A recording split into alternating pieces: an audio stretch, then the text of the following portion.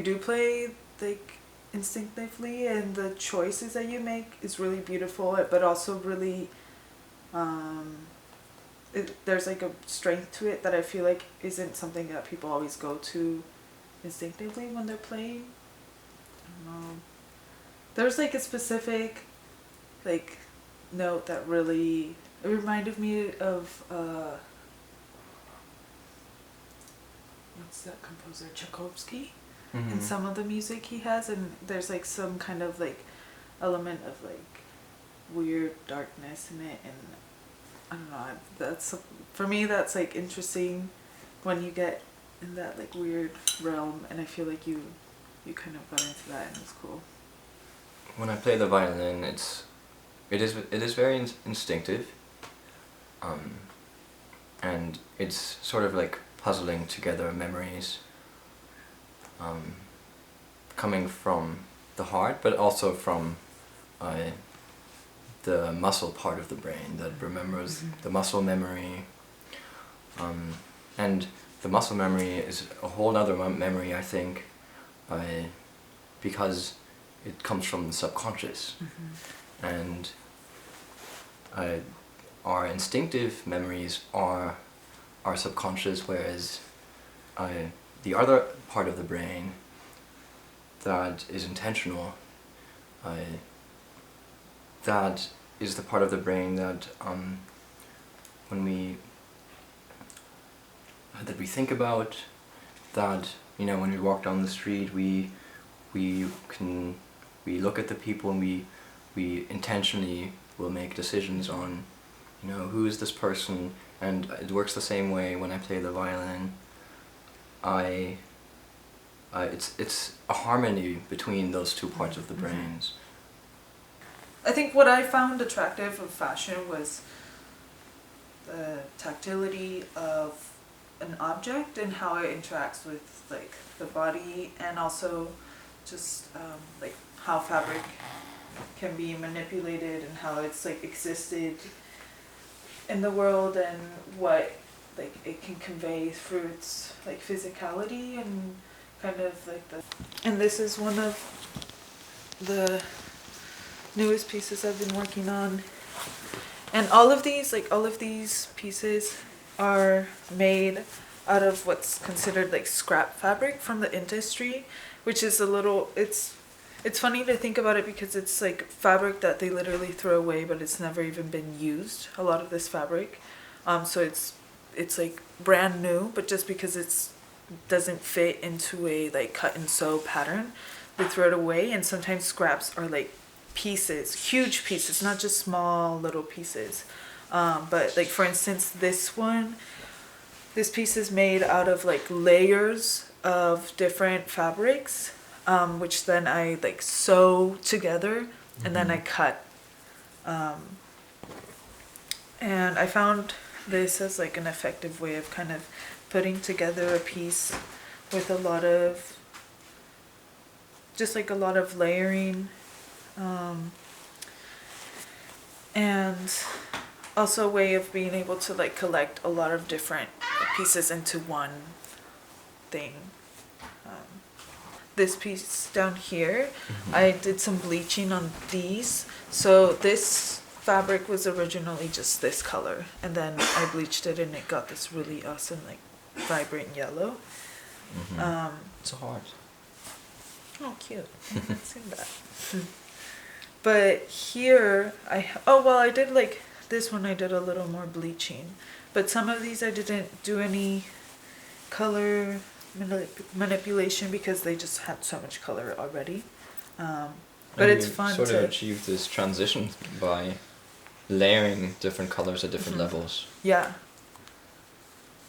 And cutting through it allows like these different layers and colors to come through. And is this a scar? Texture. Or this like is right now. For the shoulder? I'm not sure exactly how it's going to be a piece for the body. I'm working on them as textiles and as individual pieces right now.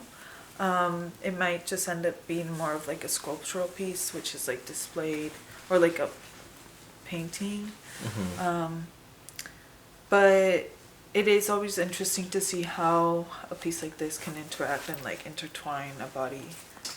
I think the most visually striking aspect of this piece is the color transitions Mm-hmm. and just the multiplicity of layers that you can see from afar, but when you move closer you begin being able to pick them apart into its individual pieces, Mm-hmm. into its individual parts. And both these pieces, they are made with the same technique, right? Yeah. Uh-huh. Yeah.